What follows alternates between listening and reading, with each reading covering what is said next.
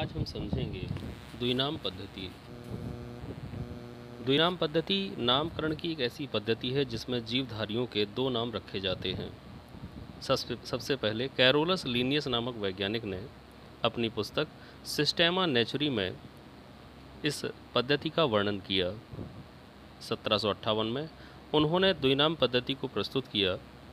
सामान्यतः हम लोग देखते हैं कि चाहे पौधा हो या जंतु हो, अलग अलग क्षेत्रों में उसे अलग अलग नामों से जाना जाता है, तो इस तरह से उसके अध्ययन में बड़ी ही समस्याएं आती हैं, दिक्कत आती है। लेकिन द्विनाम पद्धति के आते ही ये समस्या दूर हो गई। इसके अंतर्गत जब भी जीवधारी का नाम रखा जाता है तो उसमें दो नाम होते हैं।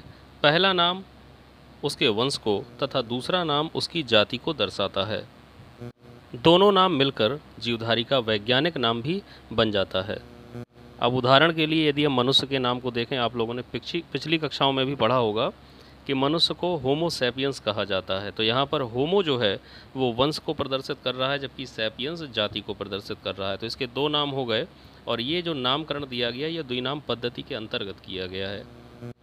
जब किसी नए जंतु या पौधे की खोज होती है तो उसका नाम रखने के लिए वैज्ञानिक वर्तमान समय में इसी विधि का उपयोग करते हैं, इसी पद्धति को अपनाते हैं।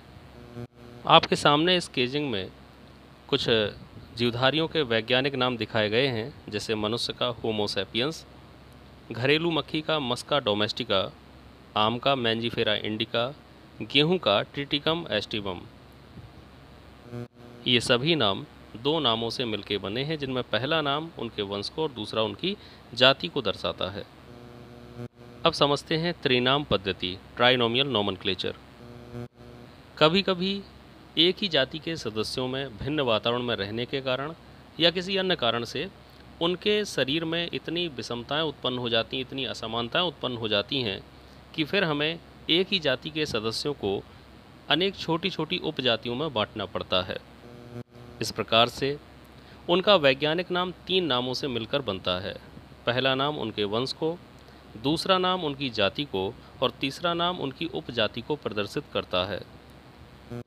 जैसे भारतीय कौवे को कॉर्वस स्प्लेंडेंस स्प्लेंडेंस कहा जाता है तथा वर्मा देश में कौवे को कॉर्वस स्प्लेंडेंस इंसोलेंस के नाम से जाना जाता है, क्योंकि इन दोनों प्रकार के कौवों में उनके लक्षणों में कुछ भिन्नता पाई जाती है, इसलिए उन्हें उपजाति में भी बांटना पड़ा। तो इस प्रकार से इनके तीन नाम हो गए और ये त्रिनाम पद्धति को प्रदर्शित करता है।